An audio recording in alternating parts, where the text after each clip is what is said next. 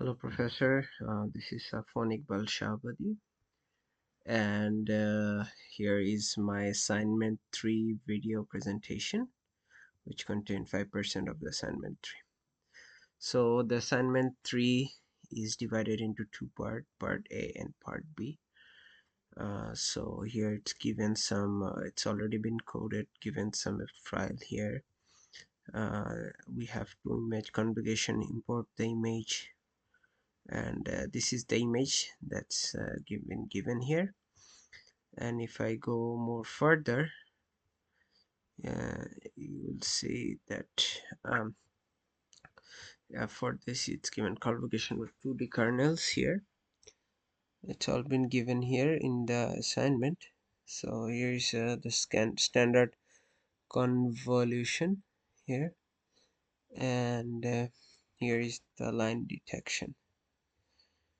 So here is the first question, which was based on the kernel represented on the above image, create a kernel to detect 45 degrees line using convolution, apply the car's image, plot the results. So I have taken the image and load the car image and have converted to grayscale using this, and it is given for 45-degree angle detection, top left to bottom right. It's the angle is given here, and for the convolution I've applied here, and for the plotting to show the result here I have used the plot stuff here.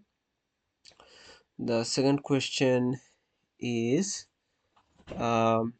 based on the kernel represented on the above image, create a kernel to detect 135-degree line using convolution, apply the car's image and plot the result. So for the 1B question, I have to detect a 135-degree edge detection kernel, top right to bottom left. So I have given the 135-degree edge detection.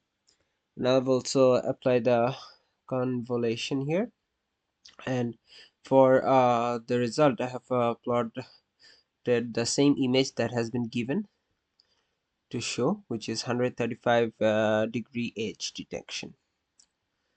So question number 2 is given that apply the following kernel to your image and plot the output. So it's given here, and so I have used the previously defined grayscale car image given here, and I have detected the edge detection kernel here as it is given here, and I have applied the convolution, and here is the answer for question 2A. And 2B have done the same thing, but like given the different edge detection here, where is done the same for the edge detection for the kernel 2B. And for the 2C, for the third question, is the same stuff I have done here as before.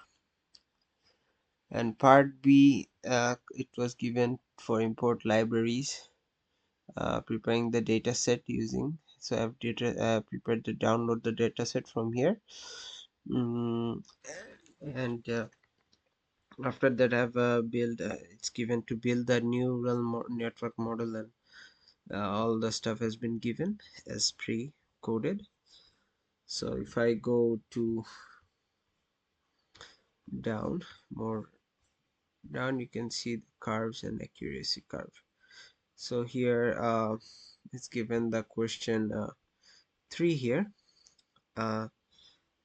Here the question 3, did the network present the sign of overlifting? So yes, the answer is yes, the model showed the sign of overlifting. The training accuracy keep increasing steadily, reaching nearly 99. It's increasing nearly 99% by epoch 50, while the validation accuracy plateaus around 65% and even decrease slightly after epoch 30. You can see that it says after 30 it decreases slightly, and the training accuracy reach up to 99%.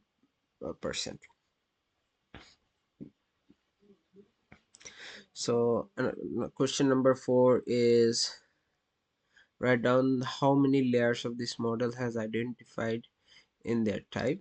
So in question 4 there are five. Model has five model main layers, which is number four. First is conf 2D, which is 32 filters, 3 times 3 kernel, and relu, which is feature extraction. And number 2 is max pooling 2D, 2 times 2 pool size, which is downsampling. Number 3 is flattened. Number 4 is then fully connected hidden layer with relu. And number 5 is dense 10, which is output layer with softmax. 10 classes for CFAR 10. In the fifth question, it says briefly explain what is the purpose of each of those layers. So answer is detects patterns such as age, conv2 layer I have done. So the purpose is to detect patterns such as edge, shape, and texture in the input. By applying convolutional filter, it helps the model understand spatial features. And I have also used max pooling to layer. The purpose of this using is to reduce the spatial size of the feature map while keeping the most important information. This speeds up training and prevents overlifting. And third, I have used in the flatten layer, which purpose is to convert the 2D output into a one dimension vector, which is required as input to dense layers. So dense layer, which is hidden, the purpose is to learn high level combinations of features extracted by the convolutional layer. It processes and connects all the information for better clarification. And fifth layer that I've used is the dense layer, which purpose is to produce the final classification. Each of 10 output neurons gives the probability of the input image belonging one of the CFAR 10 classes using the softmax activation. Number 6, here I've give add one or more convolution layer to your model. It's given, so there is some hint given. Modify the answer to the current question around the cell below, containing the function model compile and model fit. And once the training is done, so I have to plot the result plotting using result plotting function. So this result plotting function has been given. So for this I have code here, so which I have modified the model with extra 2D conv and max pooling layer here. So it's the first config block here I've given, and the send conv block which has been newly added, and flattened the dense layer. So after that I have compiled the new model here and plotted the graph, where you can see the training accuracy. It's going gradually up, and validation accuracy is gone up, but after reaching 15 it's just gradually decreasing. So after this, as the seventh question, compare the result between the ordinal mode and made using Keras sequential versus the bigger model with at least one extra layer. Describe what are the difference between them. So the bigger model with extra 2D layer perform better.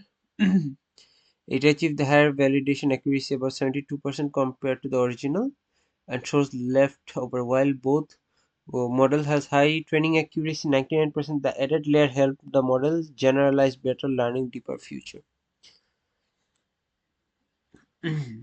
So number 8 is add a dropout layer to your model and run it and compare it with the previous one. So it has been given some work here in the it says the link is given and some hint is given. So that I have imported TensorFlow here from Keras, and imported dropout, the modified the model with dropout layer here, the first and second conf block, and dropout layer is given, and it's the fully connected layer is also given.